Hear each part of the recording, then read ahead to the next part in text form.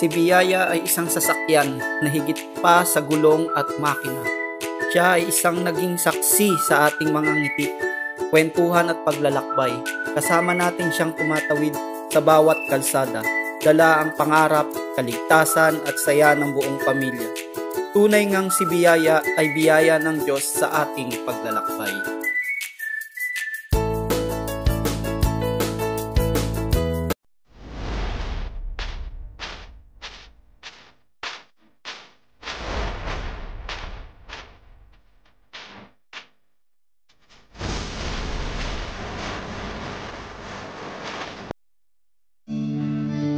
Narito na po ang ikalawang bahagi ng paglalakbay ni Biyaya mula Bacoor, Cavite hanggang Lobo, Batangas. Biyaya on the road po mga kaibigan. Pagkatapos ng unang yugto ng aming biyahe, mas sumigla ang aming damdamin habang papalapit kami sa susunod na destinasyon. Sa bawat liko ng kalsada, may bagong tanawin na bumabati. Mga bundok na tila nagbabantay at mga baryong may simpleng pamumuhay. Ramdam na rin ang bahagyang pagod pero natatabunan ito ng tuwa at halakhak. Habang nagpapatuloy ang gulong ng kalsada, dala namin ng pananabik sa mga susunod na karanasan at mga alaala na muling bubuo sa kasaysayan ng aming paglalakbay.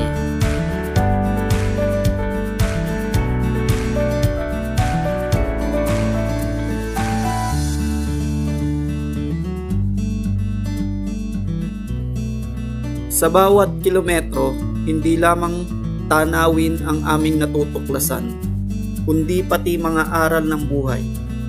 Natutunan namin ang paglalakbay ay hindi lang tungkol sa pagdating sa destinasyon, kundi sa mga sandaling pinagsasaluhan habang nasa daan. Ang tawanan, mga kwentuhan at simpleng pagtingin sa ganda ng paligid. Ang bawat araw ay paalala na mas makabuluhan ang biyahe kapag kasama ang mga mahal sa buhay at bukas ang puso sa bawat bagong karanasan. Mga kabiyaya, bago po tayo magpatuloy, isang pakiusap lang po sana. Kung nag-e-enjoy ka sa video na to, huwag mong kalimutang i-like para malaman ko kung gusto mo pa ng ganitong content. Paki-share mo na rin po para mas marami pang makapanood.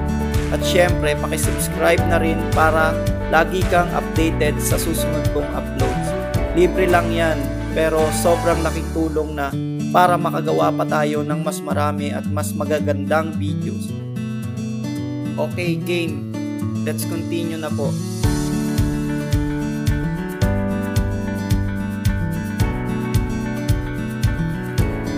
Masaya ba ang bumabiyahe ng long ride? Ano sa palagay nyo mga kabiyaya? Para sa akin, oo. Masaya ang bumabiyahe ng long ride. Lalo na kung maayos ang plano at ligtas ang biyahe. Narito pa ang ilang mga dahilan kung bakit masaya ang bumabiyahe ng long ride. Una, bonding. Mas magiging close ang pamilya o barkada dahil sa kwentuhan, tawanan, at pagkanta habang nasa biyahe. Ikalawa, tanawin. Mga tanawing nakaka-relax pagmasdan. Mga bundok, dagat, at probinsya sa daraanan. Pangatlo, adventure. May thrill sa paghinto sa hindi inaasahang lugar, kainan, pasalubong, at syempre hindi mawawala yung picture taking. At syempre panghuli yung alaala. Kung saan yung bonding, tanawin, adventure ay nagiging bahagi ng alaala at kwento na may babahagi naman natin sa iba. Pero syempre may mga hamon din. Nandyan kasi yung pagod, antok, traffic, at minsan di may iwasang init ng ulo kapag mahaba ang biyahe, kaya dapat handa at positive ang mindset para manatiling masaya ang trip. At sa pagpapatuloy ng aming paglalakbay, mas marami pang tanawin ang bumungad sa aming mga mata. mga bundok na tila naikipaglaro sa ulap, at mga kalsada na puno ng kwento ng bawat bayan na aming nadadaanan. Kasama ang saya at pagod, mas lalong lumalalim ang ugnayan ng bawat isa. Ang bawat kilometro ay hindi lang distansya, kundi hakbang tungo sa mas makabuluhang alaala at bagong karanasan na mahirap makalimutan.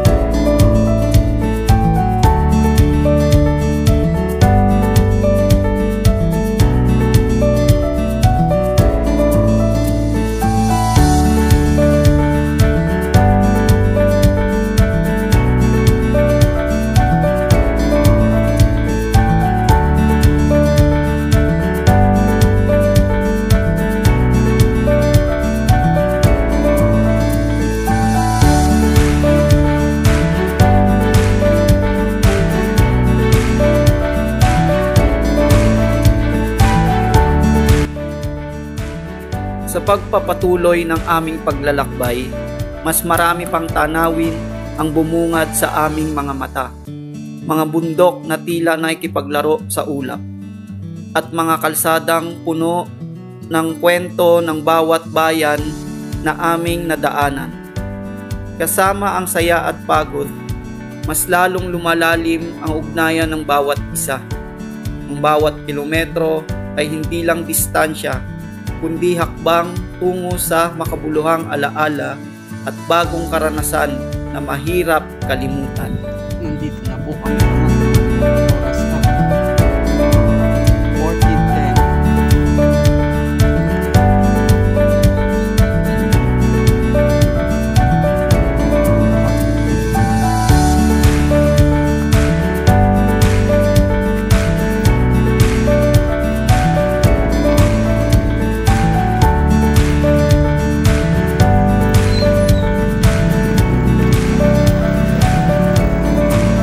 Ganda oh.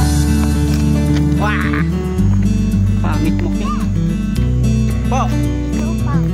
Tara, kaya tayo dun oh. Pwede naman kayong makit. Ano yan? Ah, swimming pool ba yan? Swimming pool dito. Ganda no?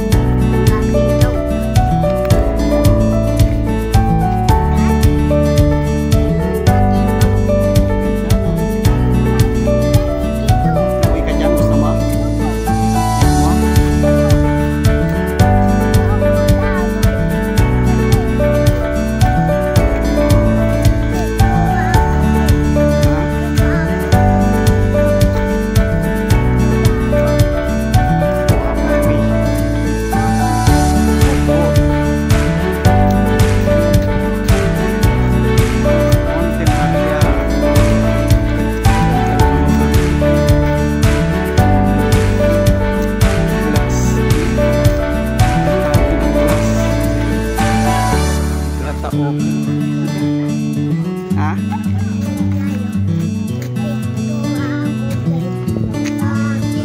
Nang?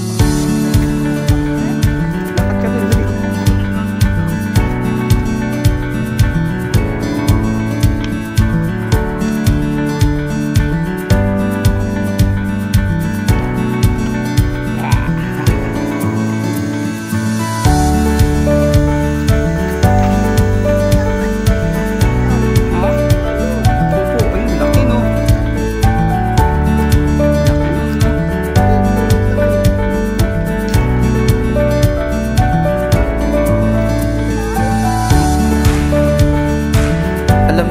biyaya. Ang tunay na happiness, hindi nabibili. Nasa pamilya yan. Kahit simpleng gala lang. Basta't magkakasama, sulit na sulit. Yung kahit pawisan, muto, o naliligaw minsan, wala pa ring tatalo sa saya kapag buo ang pamilya. Kasi nga, kapag may kulitan, may tawanan, at may pagmamahalan, panalo na automatic happiness.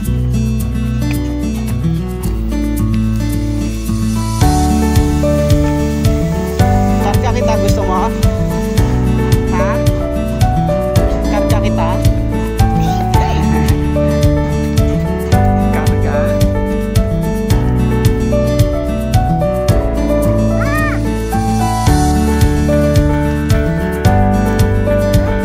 Hindi pa siya ayos eh.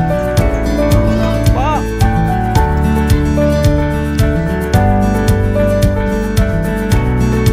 Hindi naman tayo nagpa-vlog eh. Vlogger tayo, vlogger.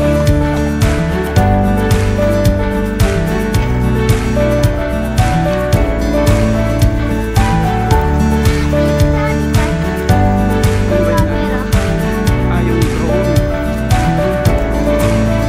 Dito tayo sa hagdanan, no? Hotdog! Ang pagbalik. Bagong structure sila, kaya lang hindi pa okay.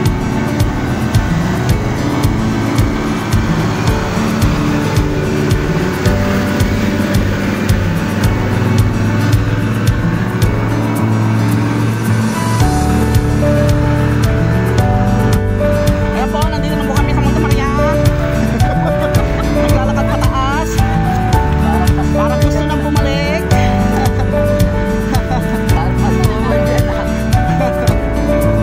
Parang gusto ko nang bumalik sa sobrang taas. Pupuntahan.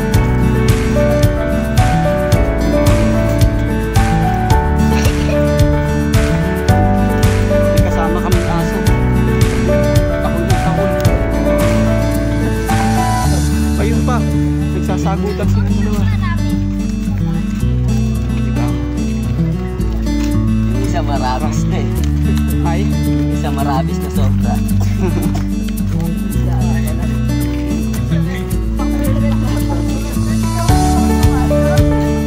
ano kaya yan, no? Cubicle? Yan na, parang ayaw na umakyat ni Tamba. Kita mo eh. One.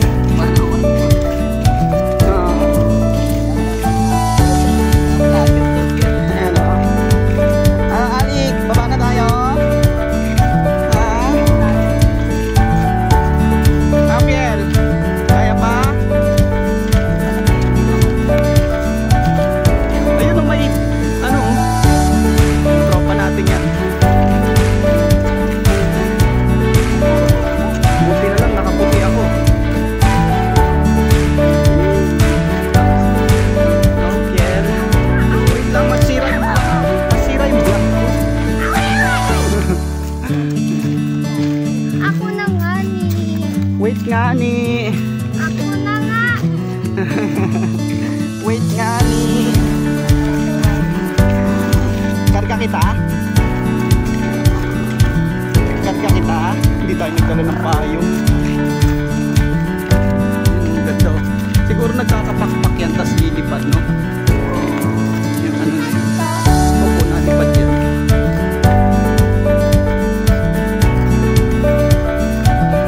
Opo, lilipad.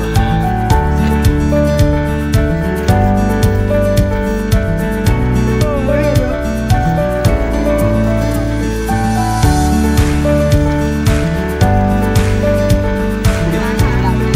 Saan? Ah, Ayan.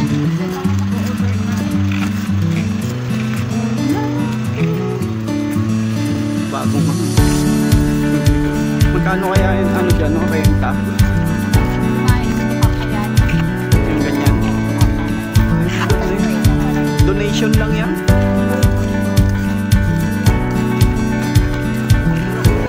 Ha? Yeah. Oy! Ay, langaw! Laki!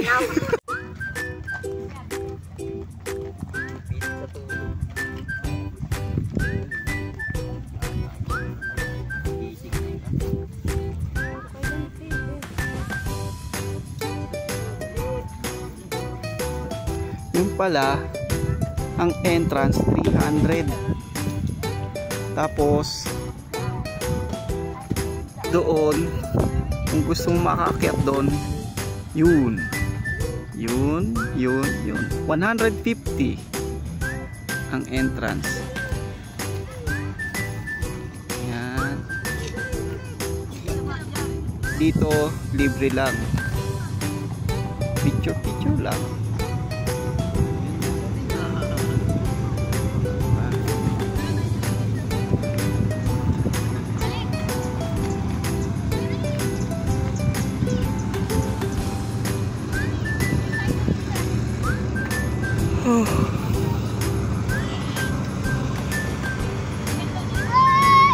Oy, diretso ka doon sa bangin ha.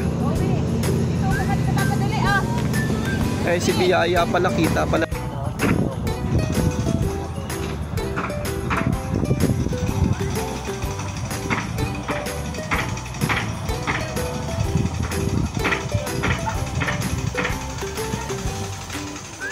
Biyaya.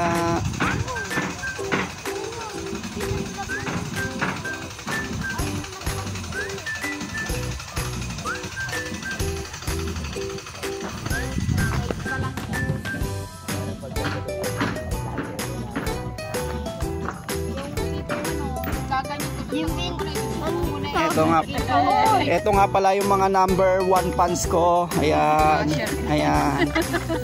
Mga number 1 fans ko. Ayan. Tandaan nyo yung mga pagmumukha ng mga fans ko. Di ba? Ayan yung mga ayan yung sisira sa karir ko. Ato. Alin? Ato. May? Ato. Dan. Ato. Alin? Ano yun? Tumi. Tumi. Tumi. O, sakay ka dun. Dali, sakay ka rin. Opo.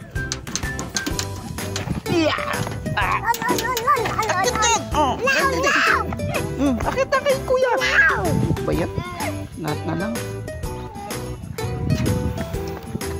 Batang takot sa lahat, oh. Dance nga kayo ni ano? Dance nga kayo, dance. Paano yung dance mo, Calix? Pakita mo yung dance mo. Yung kamay. Paano yung kamay? Yung kamay. Yung kamay. Ikaw, Justin, paano yung dance mo? Ay, Owi. Paano? Dance. Wala, talo si Owi. Makalit ganito kanta mo. Dance, Justin.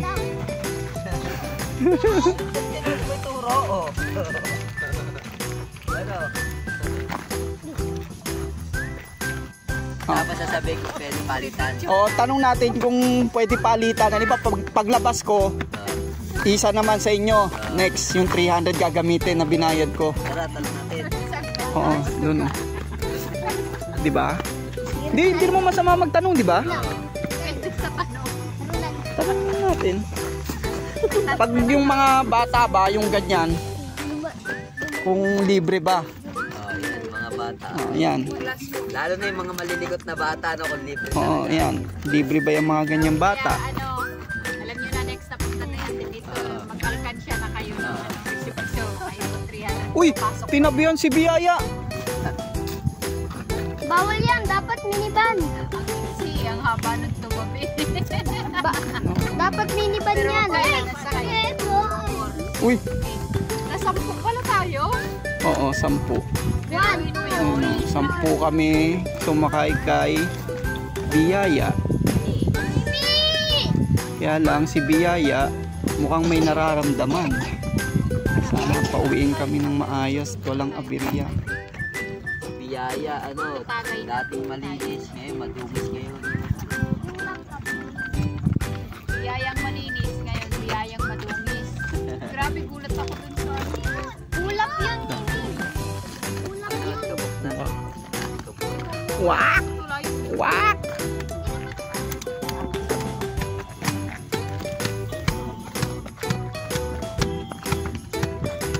Buti hindi umano, no? Nakisama yung panahon, no? Tigas na ang mukha na. Yan, okay. Buti na lang nakisama yung panahon. Ano kalaban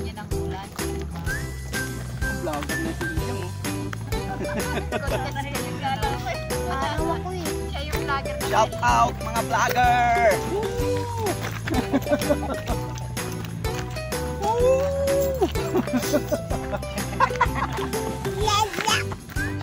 Shout out, dali!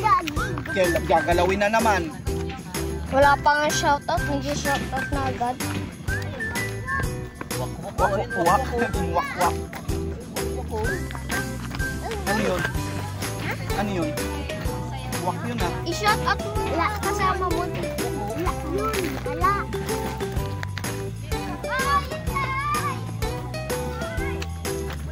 Dito lang!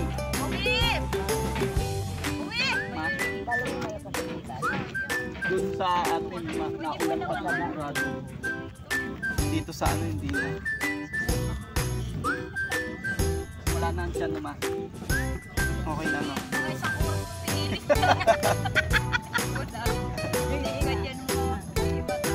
Doon, sama ka doon, Alik! Ma, ay kaya, Ah, sabi ko kay mama, pag naakyat niya, may atis ng awat ni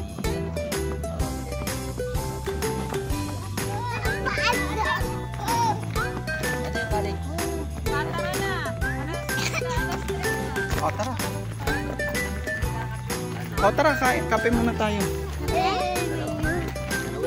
Bababa na kami. Kakain ulit kami merienda.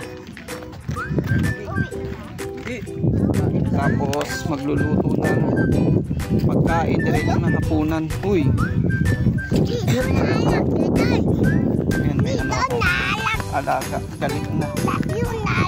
Lak yun, alak? Ilan anak ko? Galit na. Ang ating paglalakbay ay nagsilbing salamin ng ating pang-araw-araw na buhay. May mga lubak, liko at habaan. Ngunit patuloy pa rin tayong nag-upunyagi hanggang marating ang ating paroroonan. Naway magsilbing gabay ang ating naging karanasan upang mas pahalagahan ang bawat biyayang dumarating at patuloy na magsikap na ang bawat paglalakbay ay maging makahulugan, hindi lamang para sa ating sarili, kundi para sa lahat ng ating mahal sa buhay. Sa kabuuan mga kabiyaya, ang ating paglalakbay ay puno ng alaala, mula sa mga gandang tanawin hanggang sa hindi makalimutang tanong na malayo pa ba tayo? Na parang sirang plaka. Pero kahit paulit-ulit, naging masaya dahil kasama ang pamilya. Tandaan, hindi problema ang traffic kundi ang katabing ayaw magpahiram ng unan. Kaya sa susunod na biyahe, magdala ng neck pillow at mahabang pasensya. Sa bawat kwento, sa bawat gala, laging kasama si Biyaya on the road, na nagsasabing, ang buhay ay parang biyahe, mas masaya pag may kasama at mas sulit pag may subscriber ka.